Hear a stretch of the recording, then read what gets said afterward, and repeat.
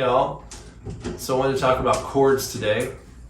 And what we're going to do is take some basic shapes and learn how to move them around the neck. So let's start with the key of D. So most of you know this basic D chord. Let's go through our progressions. 1, 4,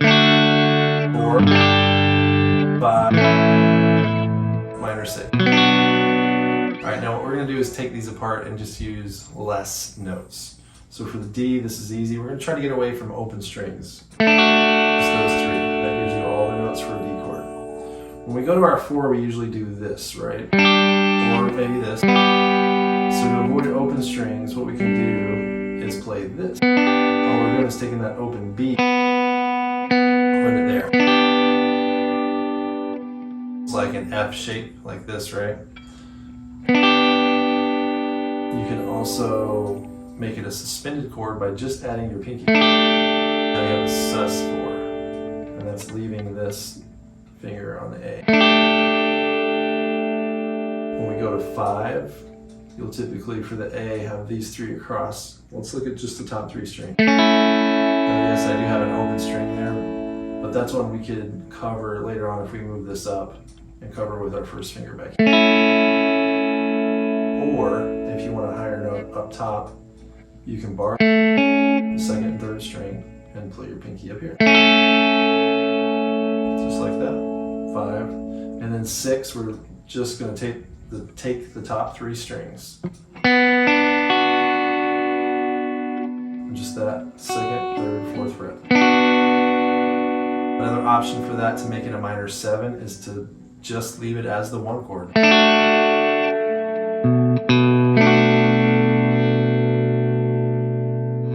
So I could go 1, 4, 5, 6. That's simple. Alright? What we're going to do is take this up higher now. I want to look at this in the key of C. This is going to take us way up high on the neck. So how do I do that? Wherever my finger here is on the second string, it's my third finger, right? That's a D right here. And this chord is D. So wherever I move this shape, that finger tells me what chord it is. In this case, that's a G. That's a G. I'm going to move it up here to C. So this 13th fret right here is a C. And a C chord. So let's do the same thing we did here. 1, 4, 5, 6. 1, 4, sus. 5, 6. Let's look at that. So if you need help with frets here, we're 12, 13, 12. Just add your pinky on 13, first string. For the 4. For the 5, we're going 12, 12, 10. And then back to the 1 for the 6th chord. Or if you want the 6th chord like this, you'd have 14, 13, 12. Okay?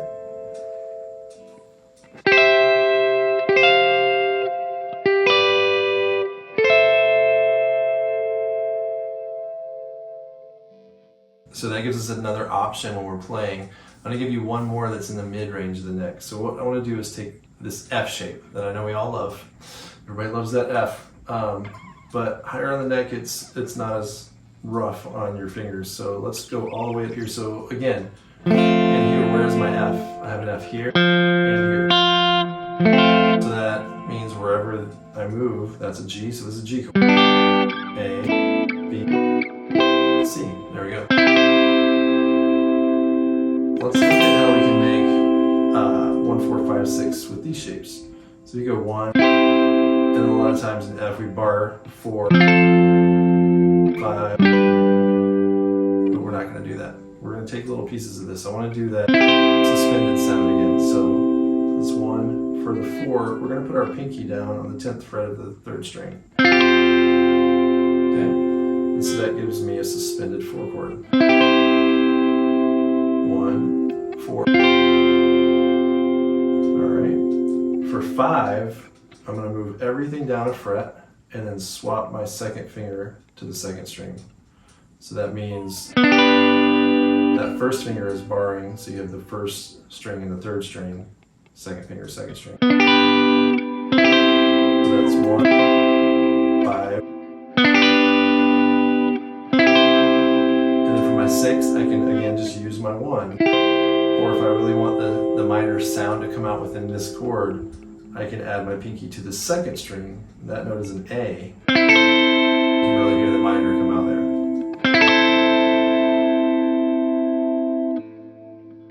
So 1, 4, 5, 6, 4, 6. Okay, so what does this all help me with? Well, if I'm going through and playing lower register chord and supporting playing rhythm, and then I want to add a little color or do something else, get out of this box here to lift the song a little, then I may come here. Right?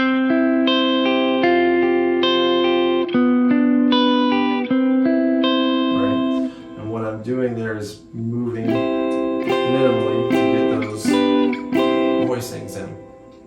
A lot of times in this range, again, this brings up a good point of voice leading. And what that means is within our chords, you'll hear notes that almost create a melody. So from my 1 to my 4, right? And then let's say 6, 5. So what I'm doing is taking those lower notes off the 4th string. I'm just using these 3 strings. So 1, 4, 6, 5. So you hear that kind of creating some motion within these chords. If I do it on the other voicings here, now the higher string creates the voice leading or the movement within it. So it sounds like this. And I may start with that 1st string so you really hear that.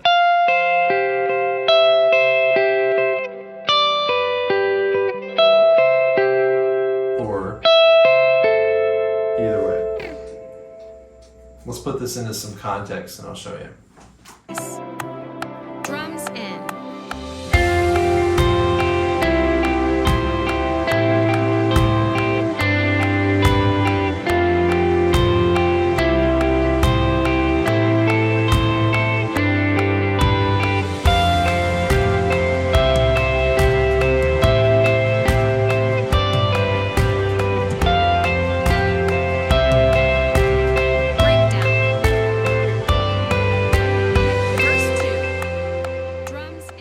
So there you have it. A couple of different easy ways to move your voicings around the neck and within that find melodies. Now, what I would also say is learn scales so you know where your notes are here. So we'll cover that in a different video.